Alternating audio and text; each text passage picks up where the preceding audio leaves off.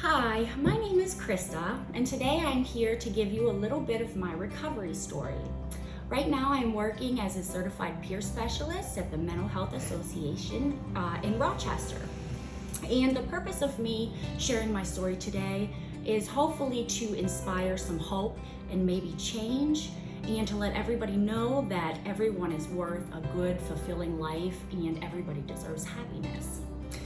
So, ever since I was a child, I remember being plagued by anxiety. And although I had no real knowledge of what anxiety was back then, it manifested in ways that later on I sort of knew was anxiety. No one had ever told me, but for some reason I had this feeling in my head that I should leave adults alone, never bring attention to myself, because adults are busy and they don't have time to pay much attention as they're doing their work. So, and like I said, no one had ever told me this. It was just sort of an idea I had in my head.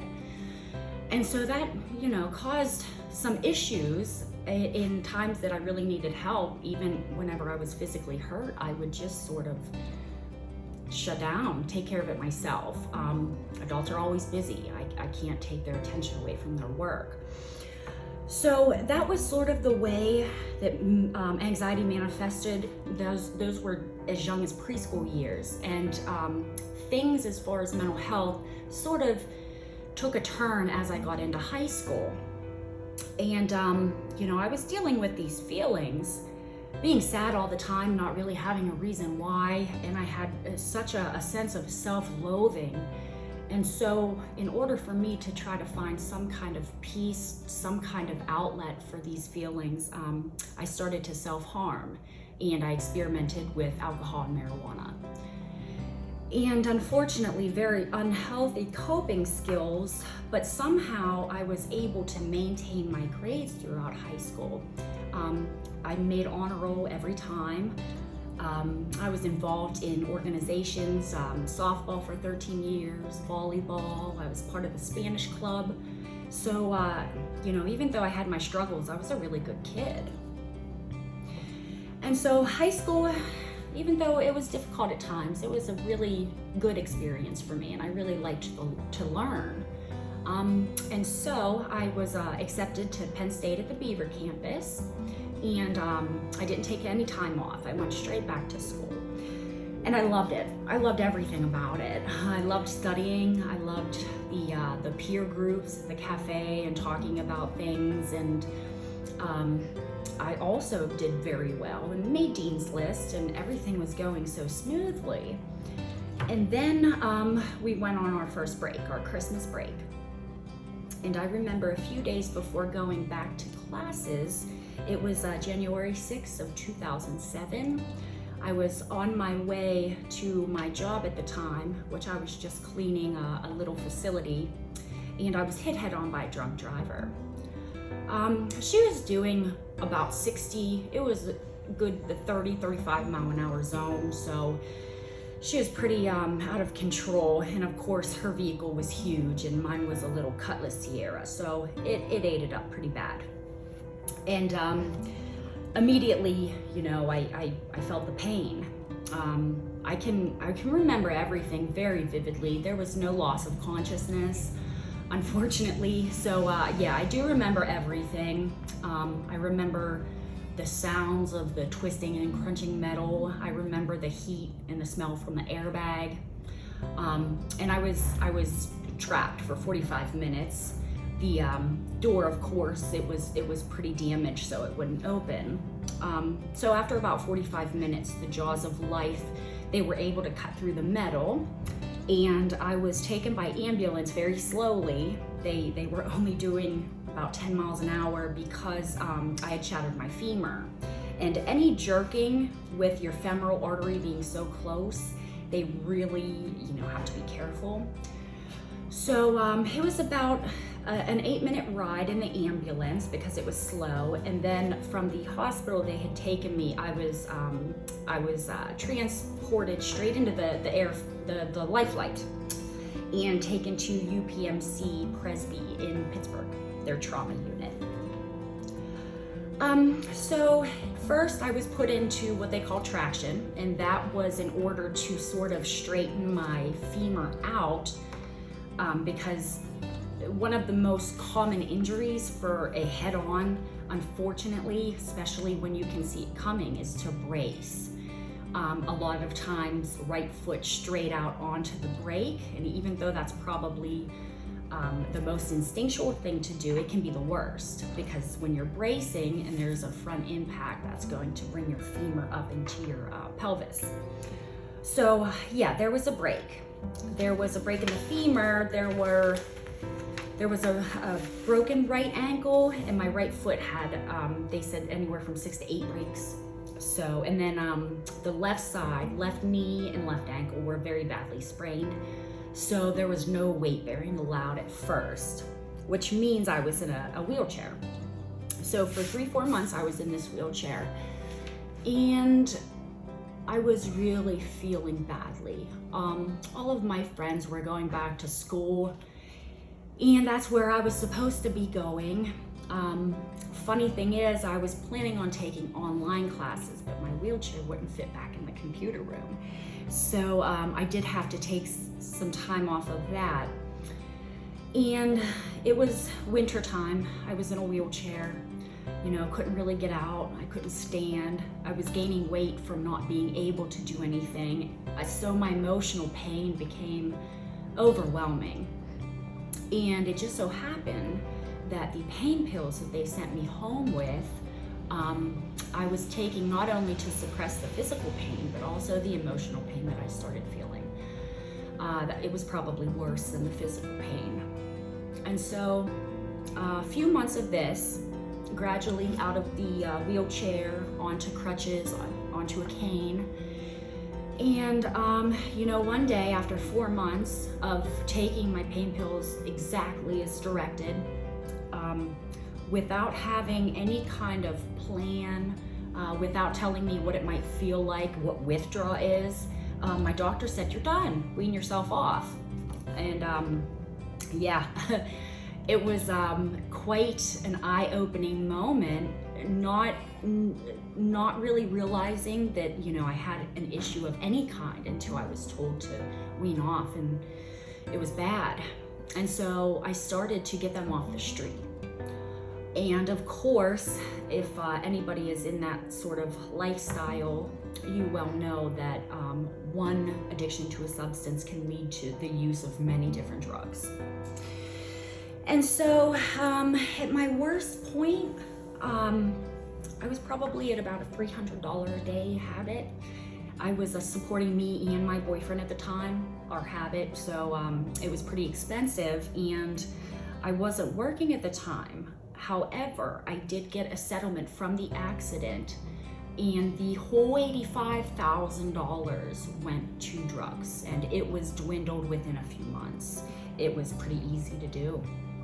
So, and I had seen that settlement as an opportunity to maybe start paying back some loans, buy a piece of property, and I had nothing to show for it.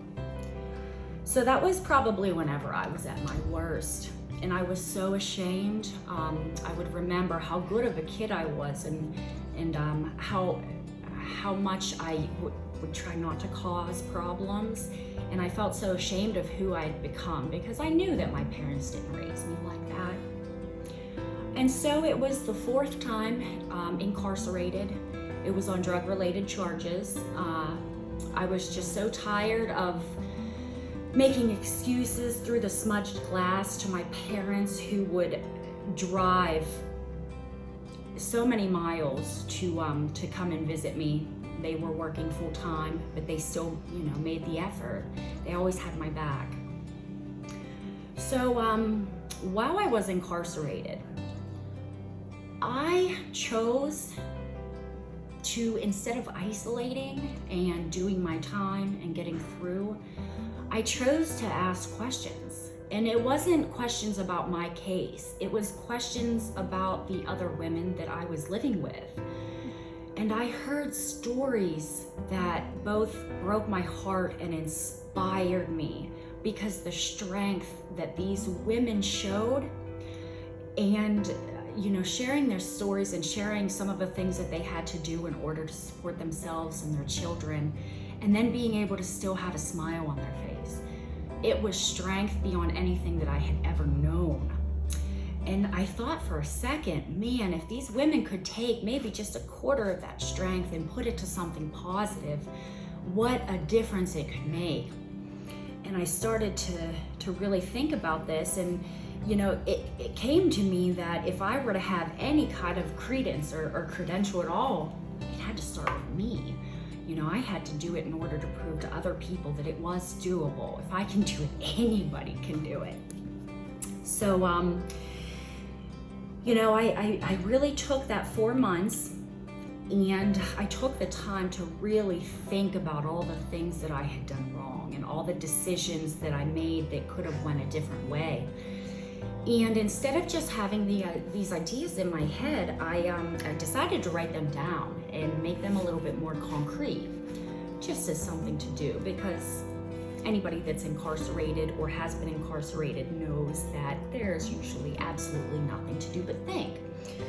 So the way that everything worked out for me is that, after 4 months, I was lucky enough to be sent straight to a rehab for a month.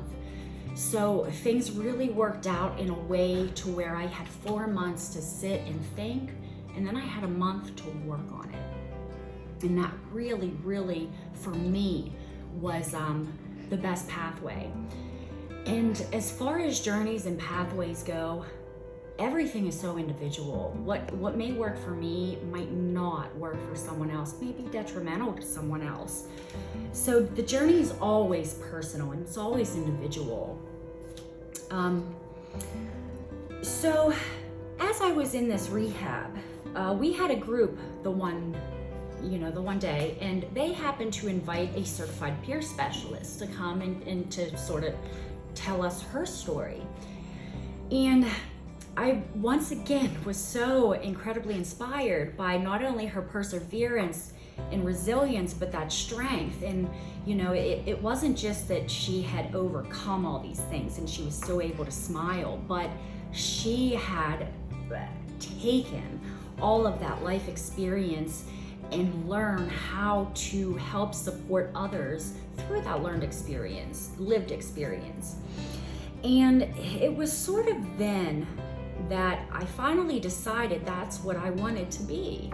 In 11th grade was my first psychology class, and the first time taking that class, I knew I wanted to do something in psychology, therapy, helping people. And so meeting that certified peer specialist for the first time was a really good way for me, because with my record, I knew that I would probably never be able to have a doctorate or anything like that, have my own practice. But a certified peer specialist was something that I could do. And I also loved it because it wasn't necessarily sort of like a professional figure like we might see psychiatrists or therapists. It was a peer-to-peer basis. So basically that means I am only an expert in my own life, and I am walking right beside you, not dictating to you, not suggestion, but just giving support in the way that I was given support when I needed it. And so finally, after 5 months, I was sent home. And the one thing that I did was I didn't waste any time. And I think that helped me. As soon as I got home, I started looking for jobs. And I realized with my record, it was pretty difficult. No one wanted me. I had a lot of really good interviews, and I had people tell me, oh my goodness, this was great, you're personable, we'll call you Monday after we do a background check. Well, Monday came and there was no call. And of course, then I was too embarrassed to be truthful and just say, hey. But so because of that struggle, I had reached out to the Office of Vocational Rehab. And the lady answered, and I said, do you help people with backgrounds? And she said, that's what we do. And so after talking to them and getting a caseworker for my case, I realized that the guy that was helping me had worked with one of the supervisors over at the Mental Health Association. And at the time, it was sort of like everything was falling into place for me. And I feel like the universe sort of has a way of doing that. Once you're on the right path, the one that's good for you, things fall into place like that. And so, he called the supervisor up.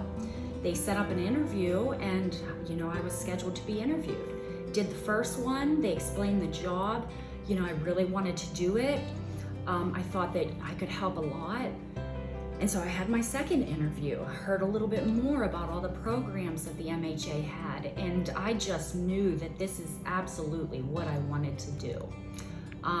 Might be difficult, might remind me of some things that may be a trigger, but it was where my passion was. It was where my focus was. And, listening to those women's stories and their strength, that's what really drove me. That was the motivating force behind it all. And like I said, if I can do it, they could do it. They could do it. And of course, probably one of the things I'm most proud of is the fact that before, of course, COVID and everything, me and a coworker were able to go inside that same jail, only on the other side, and co-facilitate a wellness group and sort of give them the tools that they need to connect with resources once they get out, reduce the recidivism rates, keep them out, keep them healthy. And it just really all sort of came full circle for me. And I've had a lot of great experiences, such as the wellness group at the jail. Also, I had the opportunity to go to Anaheim, California for a drug and alcohol conference. Unfortunately, COVID took that away too, but that's okay. There's always chance for something new. So I guess to sum it all up, I'm so grateful, not only for, the things that I've learned and some of the things that have been eye-opening that maybe I was sheltered to before, but I'm also thankful for the bad things that have happened, because without those, I would have never have learned how to get through them myself, and then have the knowledge at least to start out and to begin to help other people and support them throughout their recovery. And there's a really good quote that I hold close to me that goes, "For how can one see color in perpetual green? And what good is the warmth without the cold to give it sweetness? And what good is the good times without sometimes having those bad times to remind us that those good times are really good?" And so with that being said, my recovery is a never-ending journey. On a daily basis, I do things for my own recovery to keep myself healthy. I stay vigilant. I've been sober for 4 years, but that still doesn't mean that it couldn't creep right back up on me, so I stay vigilant. And like I said in the beginning, every single person on this earth is worth a good life, a fulfilling life. And as long as they're not hurting anybody, that happiness as well. And so if you can reach deep down inside and work on that, put real work into it, reach out and connect, make the calls, ask the questions, you can absolutely have recovery too. You just have to believe in yourself. And with that, that is all I have. I hope that you take the opportunity to really try and take the opportunity to know that you can have a life that's full of your wildest dreams. Thank you so much for taking the time out to listen to my story today, and I really truly hope that it inspires you or anyone else that you may know to reach out to recovery, whether it be with mental health or substance use and abuse. Thank you so much.